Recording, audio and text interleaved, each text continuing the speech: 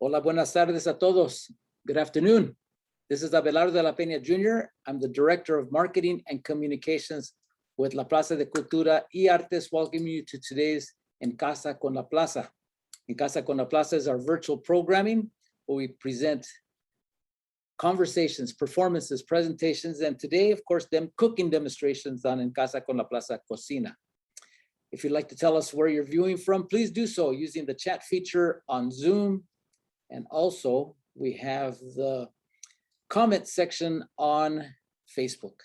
You can ask questions during the demonstration, and I'll pass them on over to our host for the evening, for the afternoon, and we'll take them then, we'll take them later.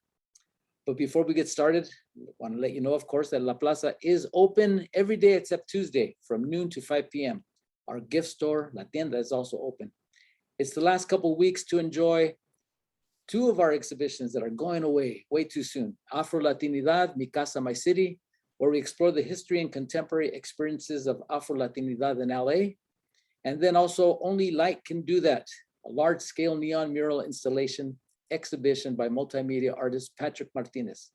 You can catch that one day or night just by coming up, cruising up Main Street, and you'll see it there on our building.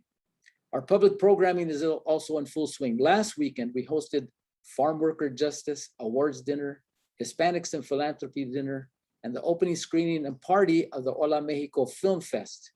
This next Saturday, we'll be hosting the closing film and concert of the Hola Mexico Film Fest. But the big event coming up, our annual Pobladores Awards Dinner on September 29th. VIP reception, silent auction, dinner, awards presentation, plus an incredible entertainment by Lupita Infante and Mariachi Lindas Mexicanas. I'll post the website where you could get information and or buy your tickets or sponsorships. I'm doing that right now. All right, so don't miss out. And with that, I'm going to pass it over. Oh, I also want to thank our sponsor for the today's demonstration. It's the Union Pacific Foundation. Thank you so much for sponsoring En Casa con la Plaza Cocina. So with that, let me welcome our host for the afternoon, Jimena Martin, our Director of Programming and Culinary Arts. Hola, Jimena. Buenas tardes, how are you? I'm doing well, thank you. How about yourself? Good. Just looking forward to next Wednesday's big gala, our 10-year anniversary Poblador. It's really exciting. I know everyone here on staff has been working really hard to create a really beautiful event. Yeah, speaking of working really hard, I noticed there's a different background today. Yeah, 6 months finally to have my kitchen so I can cook even more. So it's 6 months of hiatus, but it's good to be back home. And I'm looking forward to get my pots out of the garage and start cooking, and then adding on to La Cocina website Plaza with cookbook ideas, recipes, new authors. So I'm really looking forward to working on our website for La Cocina once we all open up. All right. Thank you. But with that said, I would like to introduce our guest, Claire Risoli. Hi, Claire. How are you? Hi. Can you hear me? I can. Wonderful. And Paco says hi too. Hi, Paco. Hi, Paco. Claire, we had Claire before in the past. She's with she is the owner of Pocha LA in Los Angeles. It's in Eagle Rock, correct? It's in Highland Park. Highland Park. I'm sorry. It's all right. So I know we had worked in the past. I know we had a little bio last time, but please tell me a little bit more what you were doing before you became the owner of Pocha LA and how you transitioned into that. Yes. I actually still do a little bit of what I was doing before Pocha. So I'm based out of Los Angeles and I'm a mom. I have a 12-year-old son. My background is in Latino marketing and advertising. I was a freelance producer for many years. And when my son was born, I was really looking for a way to contribute to the household, but be a lot more present. So somebody had introduced me to a beauty, nutrition and skincare company called Arbonne. And I became an independent consultant and grew teams. Oh my gosh, in 6 countries. It's still, my business. It's a home-based business, maybe more so now a phone-based business, I say. Everything is done online. And I've built, a pretty significant client base, but I've also taught and trained many other people across the globe how to start, build, and run their own, I guess, digital franchise, if you will, with this company called Arbonne. So it's a vegan company. I'm not vegan, but I do tend to make a lot more plant-based choices in my personal care products and my nutrition. But I've been doing that for the last 11 years. And every year I do vision board. And the idea of Pocha had been on my vision board for probably the last 5 years. And I got to a place financially, but also a place mentally and spiritually where I was really ready and willing to take the risk and take the plunge and start a brand of my own. I didn't have really a culinary background, but one thing I love is food and experiences. So I really wanted to build a brand. So I had the word Pocha on my vision board, and it started evolving over the years. And I had an opportunity, let's see, excuse me, about 1.5 years, almost 2 years ago, to sign a lease and give it a go, which was pretty scary because I, didn't have any experience in a commercial kitchen. I have worked in restaurants before. I worked for 10 years for the 2 guys that started California Pizza Kitchen. I was a server and a server trainer. I loved that job, but I really respected these 2 men who, started a brand and built it into like this household name. So it's funny because that sort of, they're the only people that I know that have done it, but it's sort of the benchmark for me too. So I want to do it big, right? But you got to start somewhere. So I opened up in, we signed our lease on February 1st, 2020, right before COVID. This is when we were kind of hearing, the word coronavirus, it was kind of lingering around, but I don't know if anyone was really taking it seriously. I certainly wasn't. For me, it just sort of felt like that's not something that happens here. You just kind of hear about it. And then we were in the middle of fixing up the property and painting and making it look fresh and giving it a little facelift. And there was a full-on lockdown, shutdown, particularly in the restaurant industry. So it was scary. It was really my life savings at stake. So we had no choice but to open our doors. April 10th, 2020 was our very first sale. We were open just for takeout and delivery for months. We took over a location where, there was a landmark restaurant there for over 30 years called Villa Sombrero. On the corner of York and Branch. And, they had quite a following. I heard that, there would be a line, down the street, particularly for the margaritas. So it was really scary, taking over that space and introducing a totally not different concept. I mean, yes, a different concept in that, it's completely different branding. We still offer Mexican food rooted in tradition, but also catering to the growing, food trends, some plant-based options, a little bit more of, and I mean this in the best way, a little more of an elevated experience, kind of, just kind of meeting the newer generation that was coming into the neighborhood.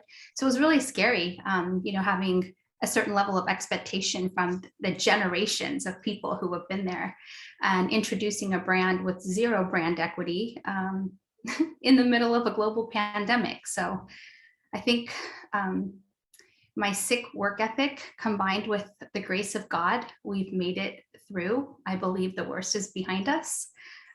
We are moving from surviving to thriving, and starting to reinvest a little back into the business so that we can get the inside where it needs to be, so we can provide a really nice dining experience inside, although we fortunately have a really cute back patio, a front patio space that we're also beautifying to give it more curb appeal and a nicer experience. So little by little, we're figuring it out.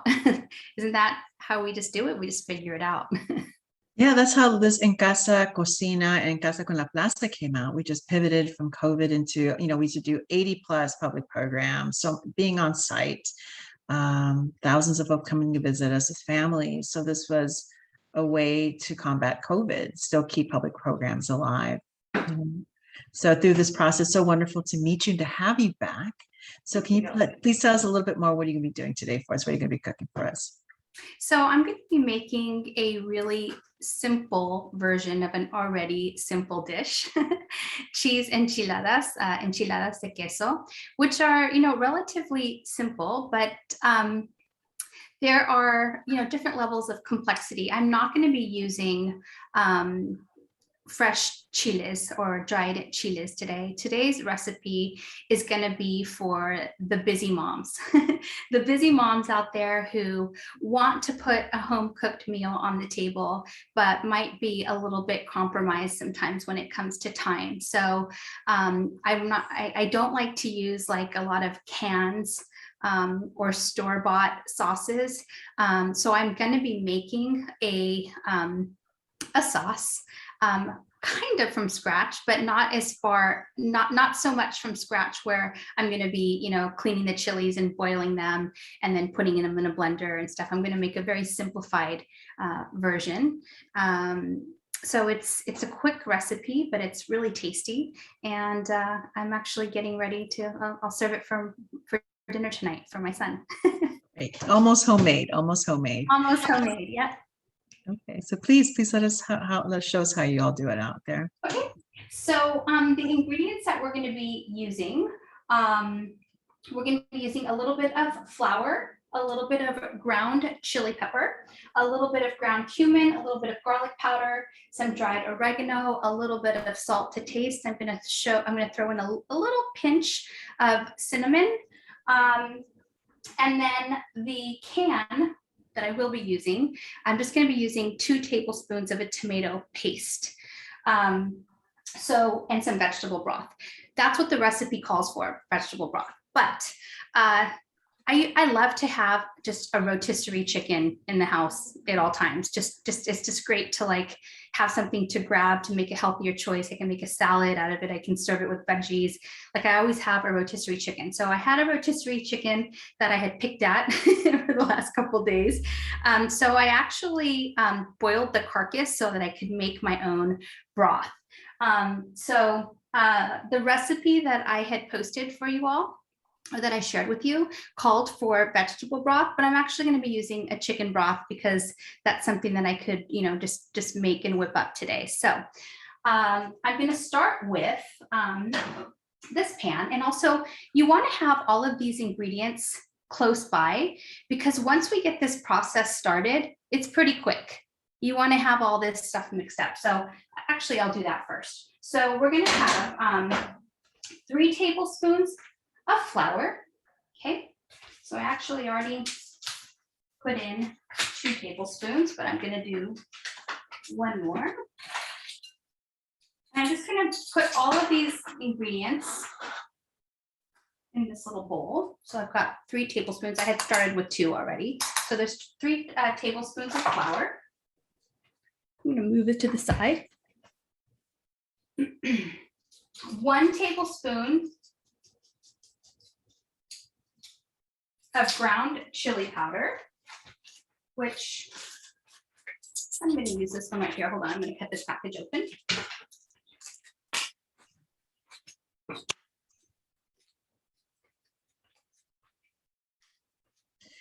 Claire, it's such a brilliant idea for us working moms. I am a working mom as well.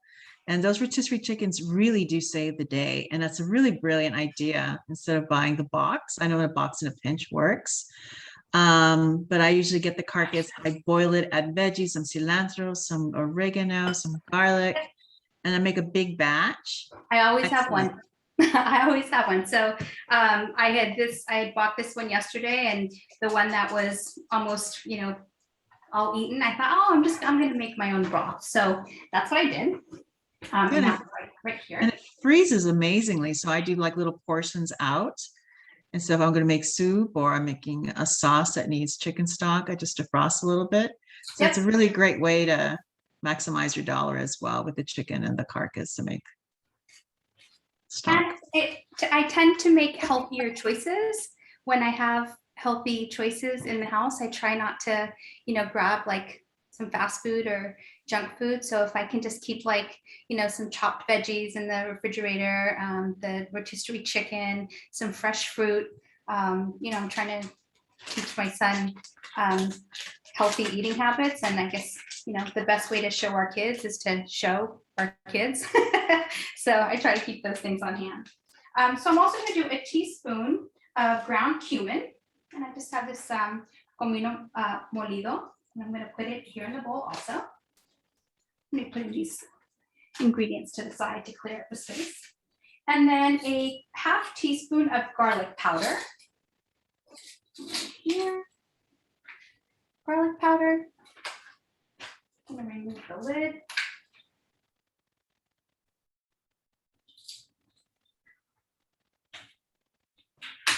Quarter teaspoon of dried oregano. So this is a half teaspoon here. I won't fill it up the whole way, but just like that.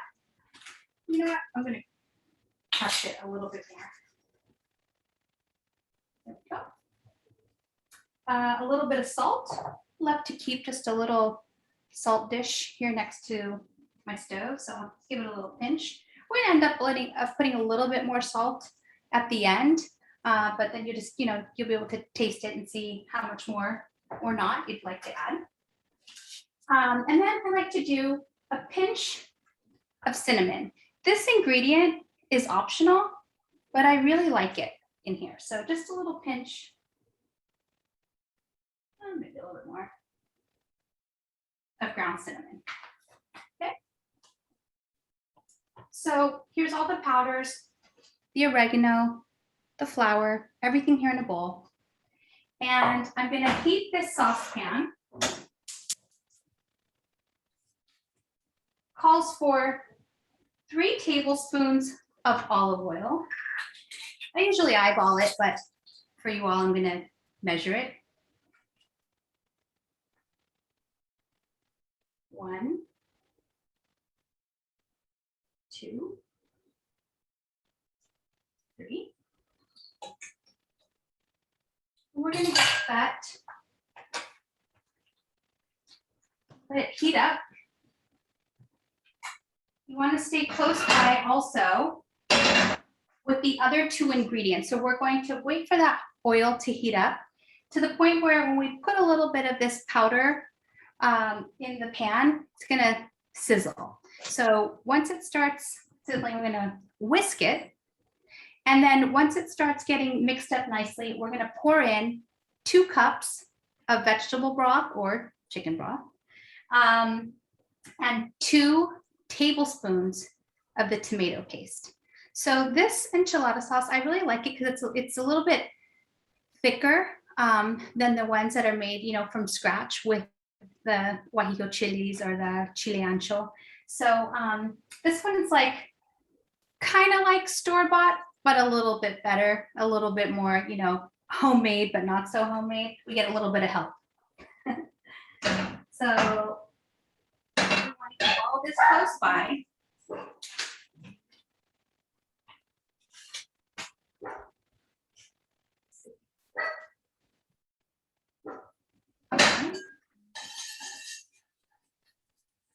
Can you hear that?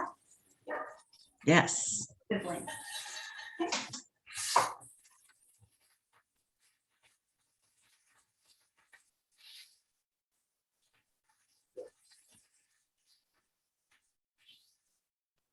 Now, Claire, you said you had no culinary background. So how do you create all these delicious recipes for the restaurant?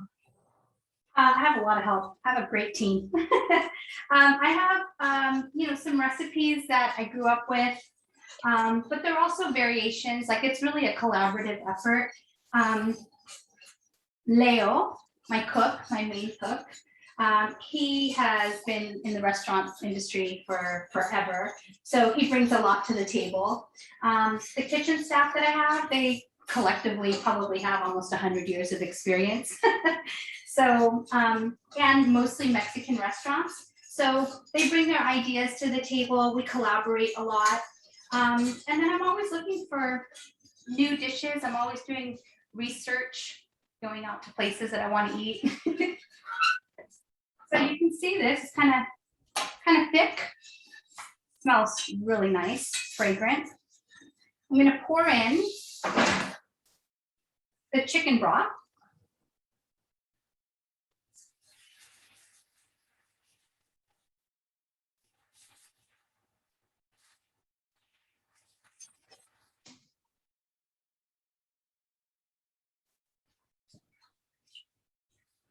Now, Claire, let's say the night before you have some time, is it possible to make the sauce ahead of time? So when you come Yes. home or do it in the morning? Yes, Just- actually, great point. You can make the sauce ahead of time. You can keep it for up to 5 days in the fridge. It's also great if you want to freeze it. And there's also ways to make it, like if you are gluten-free, you can use gluten-free flour. I know a lot of people are looking for gluten-free options today. You can also make it without the tomato paste. It's going to be a little bit more liquidy. I'm going to put in 2 tablespoons. It's going to be a little bit more liquidy, but you can do it. A lot of people don't want to use tomatoes. There's a way to do that. You're going to want to use a little bit more of the chili powder. But I'm going to bring the camera, or I'm going to bring this closer to the camera so you guys can see the consistency. But it's pretty thick. And we're going to let this go for about 5 minutes.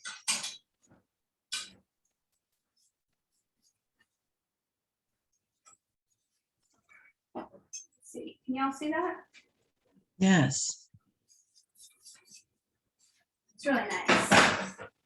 Now, while this is going, I'm going to let it just simmer on a low heat. I'm going to add a little bit more of the chicken broth because it is going to thicken up. That's what the flour in there does. It's going to be a little bit of a thicker sauce, not really runny. I like that. Some people might like a little bit of a thinner sauce, but I like it when I go to a restaurant and my enchilada sauce just has a little bit of girth to it. So we're going to let that simmer for about 5 minutes. Let me clean up my workspace really quick and move this over here. I'm going to put some oil in this pan so that we can heat up our tortillas.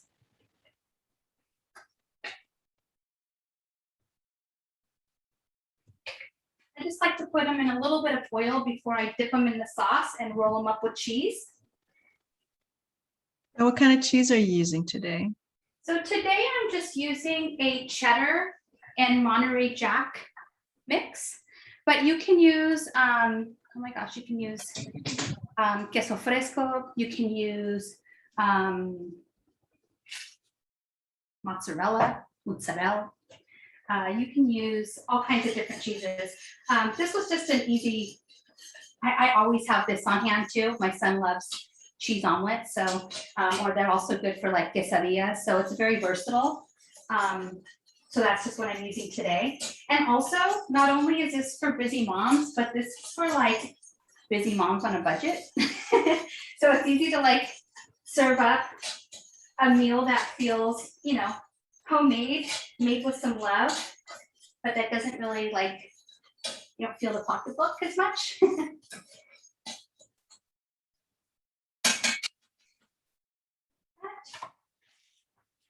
To use white pepper. You can use ground black pepper, but I'm just going to put a little bit of white pepper in here. Just like a pinch.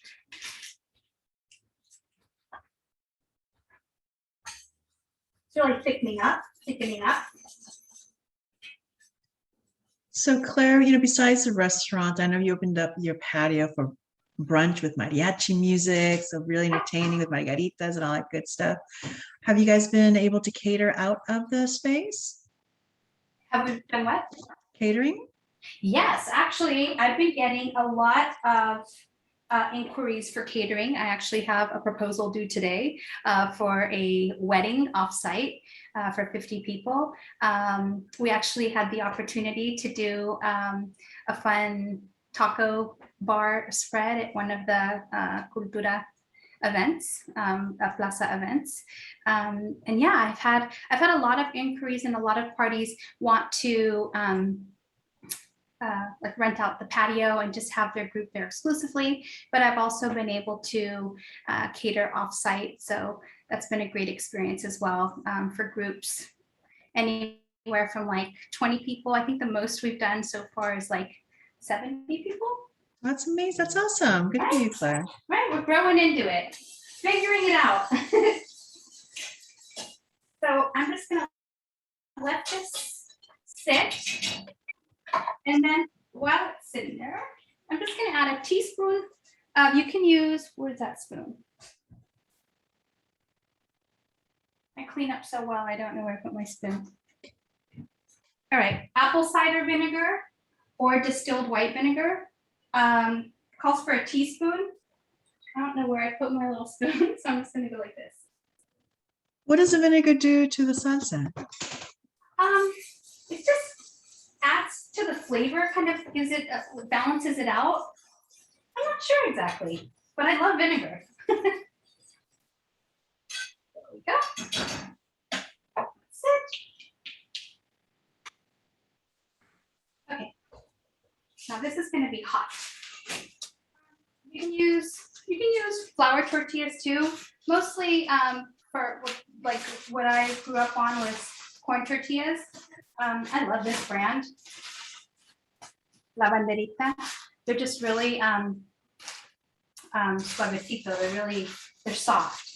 You can use white corn, yellow corn, doesn't matter. I'm only going to make a few just for demonstration purposes, but I'm just going to put it in here. This sort of softens them up.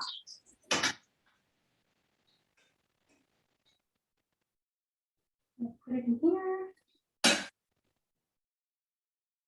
In this pan. Try not to make too much of a mess. I'm gonna fill it with cheese. Can you see what I'm doing here? Sorry? Can you see what I'm doing?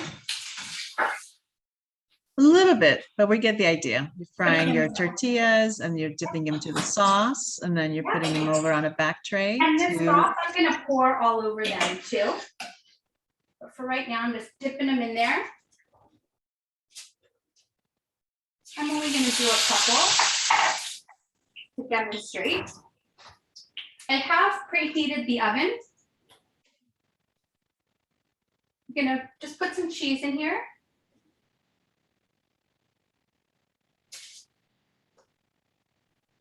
I love cheese. That's my biggest downfall. I do. I love all kinds of cheese. So I'm just going to roll them up.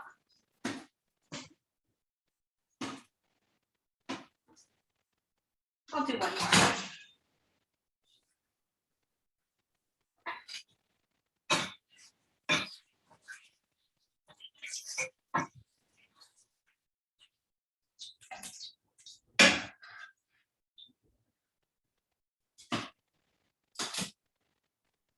A little bit more cheese. So I'm not going to fill up the whole tray for our demo purposes, but I am going to pop them in the oven. I'm going to show you this. Have them rolled up. I'm going to pop them in the oven so that the cheese can melt. I have the oven preheated at 375. And while they're in there melting, I'm going to chop up some sides so you can see just some sort of recommended toppings. So give me a quick second. Pop that in there. Move this over here.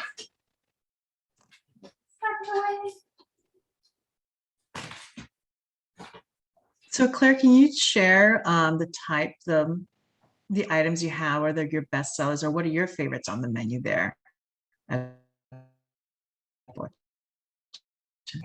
Okay, the chilaquiles, I love. That is one of my favorites. You can get it, it comes topped with 2 eggs over easy. You can also get it with the side of our braised brisket, which is one of our most popular meats that we sell. Those are super popular, especially for like Sunday brunch when the mariachi's there. We have mariachi from 11:30 to 2:30 on Sunday mornings.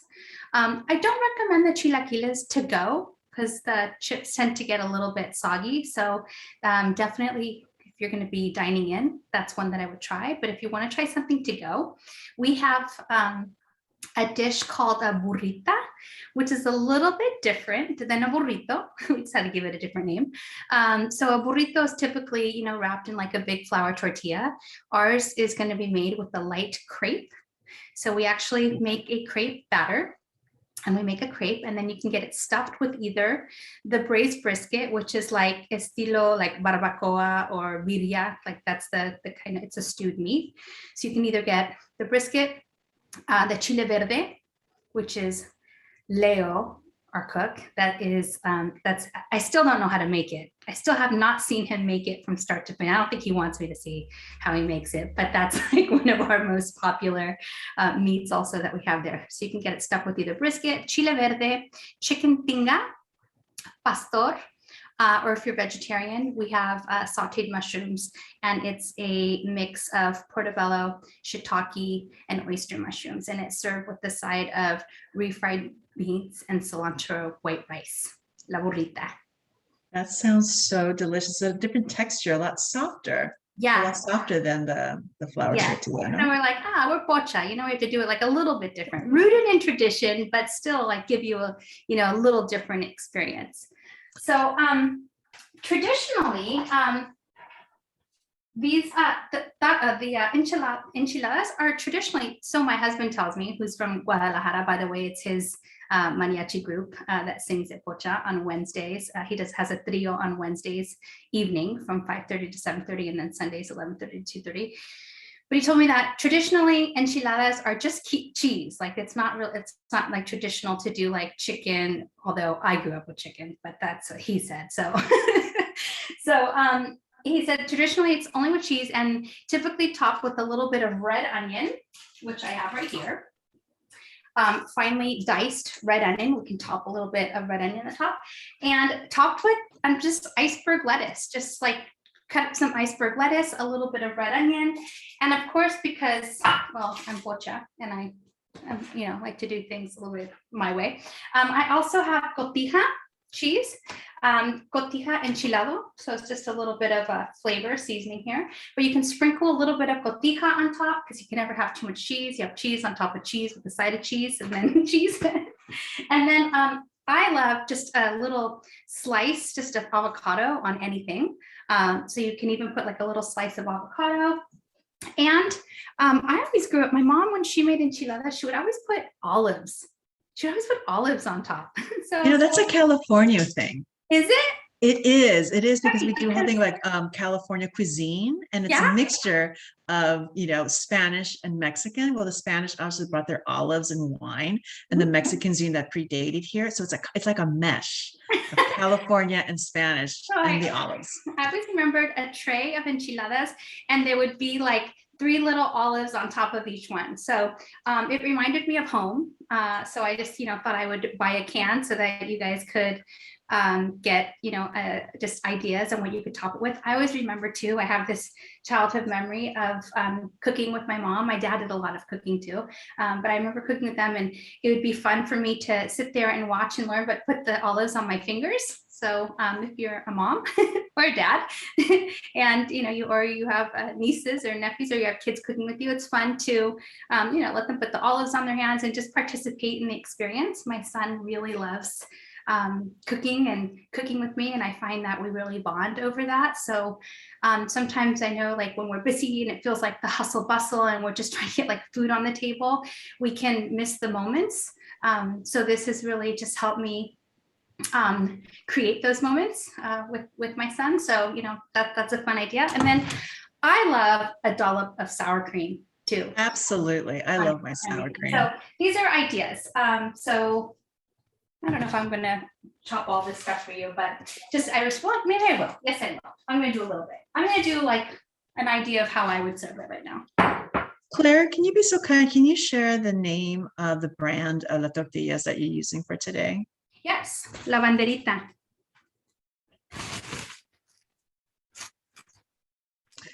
And where do you find those, by the way? These I got, I believe, at Superior or Northgate.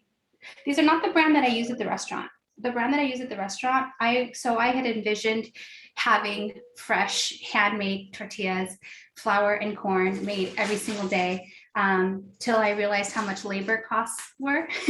So my vision is to have that eventually, as we evolve into, just being able to, like I said, moving from surviving to thriving. But these are really great, just store-bought, but we do have a vendor named Kernel of Truth, and they make the tortillas for us at the restaurant. So I don't use these at the restaurant. And the reason why I don't use these at the restaurant is because our meats that we sell are more like guisado style. They're a little bit more stewy, and these tend to they're so soft that they tend to fall apart. So the ones that we get from Kernel of Truth are just a little sturdier. So that's the reason why. Love Kernel of Truth. Rick and the crew there do amazing, beautiful work. And have elevated tortillas in Los Angeles and an awareness. It's so wonderful that restaurants are picking up and just to bring awareness of that. They're beautiful quality tortillas. I'm just going to take these out. And we can sprinkle with a little bit more cheese. I'm going to put a little cotija on top. We have a couple folks commenting saying that they've always used olives on top of their enchiladas. Yeah. Also, sliced green onions and cheese. Like scallions, yes. And then Pastorera says, FYI, my mom always made enchiladas with olives, and she is from Chihuahua. Sorry, I'm off camera, getting my knives. So I'm just gonna slice up a little bit of iceberg lettuce.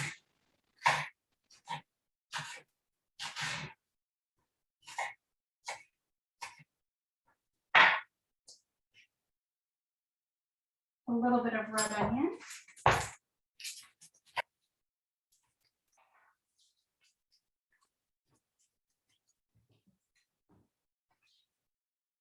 I like to make sure that they're diced pretty fine.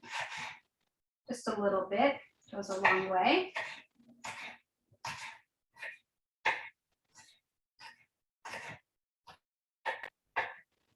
And I know we've been, talking a lot and doing more of like the demonstration, but honestly, like this is probably 15-20 minutes. Like if I was just trying to get something on the table before bedtime, sometimes it feels like it's almost 8 o'clock and I'm like, oh my gosh, I haven't served dinner yet. So your olive commentary has brought a lot of chatter on the chat room. Teresa Perez Medina says she also uses olives because her mother did. That's how her mom made her enchiladas. So when your son is older and makes dinner for his family, he'll be thinking of you. Tradition. Yeah, and it's funny because I did look up a lot of enchilada recipes, and I didn't really see any with olives. There were a couple scattered around. I have this book that I absolutely love. I'm gonna get it. Can I show you this book really quick? Because there's so many amazing recipes. Hold on a second. Sure.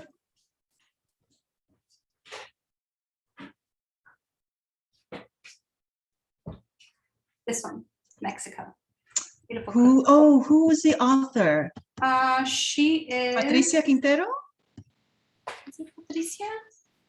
Authentic recipes.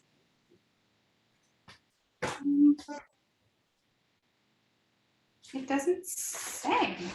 Hold Oh, on. in the middle. That looks like a Patricia Quintero book. I might have that on my bookshelf. It recipes by Susana Palazuelos.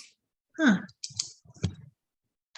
Yeah, these are, and they're like not really simple recipes. This is like super authentic, everything from scratch. But I did visit, a bunch of different recipes and sort of made one my own.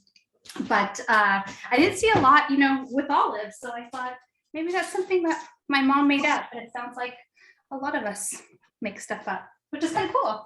That's what's so cool about cooking, is that it's creative.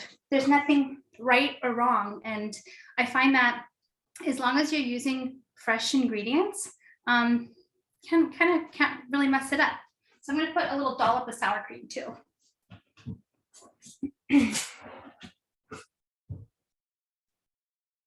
Little dollop of sour cream.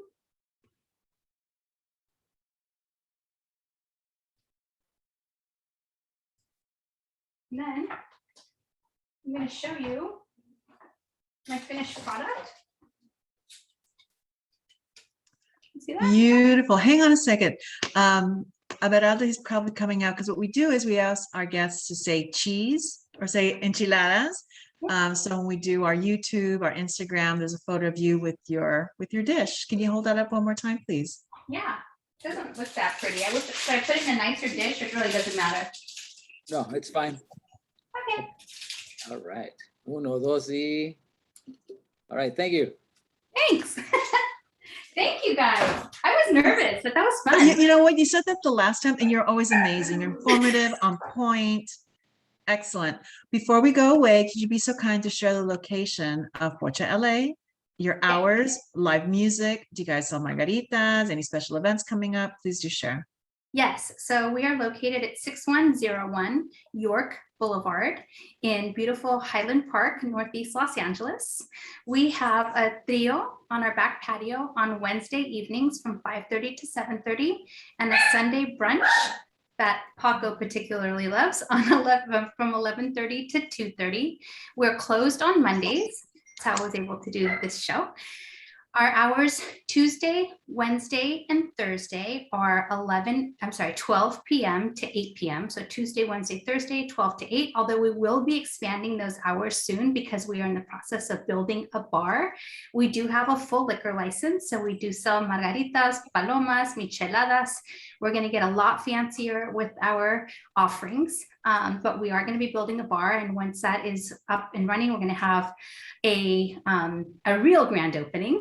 So hope to do that within the next 6 weeks. On Fridays, we open from 12 to 9, Saturdays from 11 to 9, and Sundays from 11 to 8. Wonderful. I can't wait. I can't wait to go. I love brunch. Brunch is one of my favorite things. And with mariachi music, even better. Seriously, they're the best. En todo caso, muchísimas gracias. You have to send us the invite when you open up the bar there at Pocha LA. And again, thank you for your contribution for our gala. I understand you gave us a gift certificate to be, Yes. it's up for auction at La Plaza. I'll pass it over to Abelardo. He'll show more about gala information. En todo caso, so good to see you.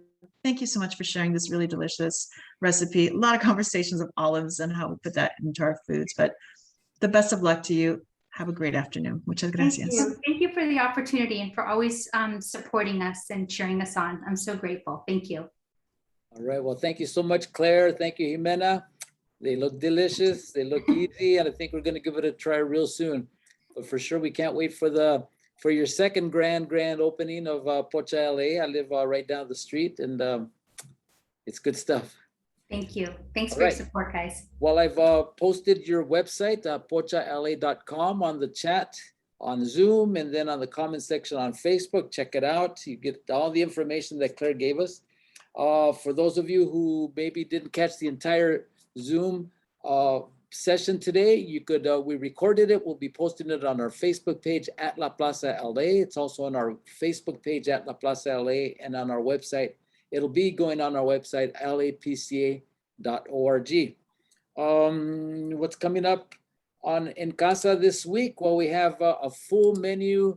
Let's see, this Wednesday, September 22nd, Urban Inspiration with artist and educator and gardener, Jose Ramirez. I know you've seen his beautiful artwork, very colorful, which will be actually part of our gala next Wednesday. But he'll be on in Casa con la Plaza September 22nd, Wednesday at 7 p.m. And then this Friday, Ruby Clouds, a brother-sister duo who does really wonderful music, both Mexican traditional and some really spacey music that they do. They'll be on Friday, September 24th at 7 o'clock here in Casa con la Plaza. On Saturday, a special event, our Hola Mexico outdoor film screening and closing reception and concert. It's a ticketed event, but it'll be on this Saturday, September 25th. And then another great event on Sunday. Wow, we're really busy here. El Gran Combo de Puerto Rico. It's an outdoor concert and it's ticketed as well. You could get all this information on our website, lapca.org, and on our Facebook page at La Plaza LA. So with that, thank you again, Claire. Hope to see you soon at Pocha LA. Thank you. Jimena, see you probably sooner than that. I'll see you tomorrow. I'll see you All right. tomorrow. And all of you out there, thank you so much for joining us in Casa con la Plaza. Thanks to our sponsor for today, Union Pacific Foundation, and to the staff and board of La Plaza for making this happen. Thank you again. All right. Goodbye to everybody. Bye-bye. Thank you. Bye.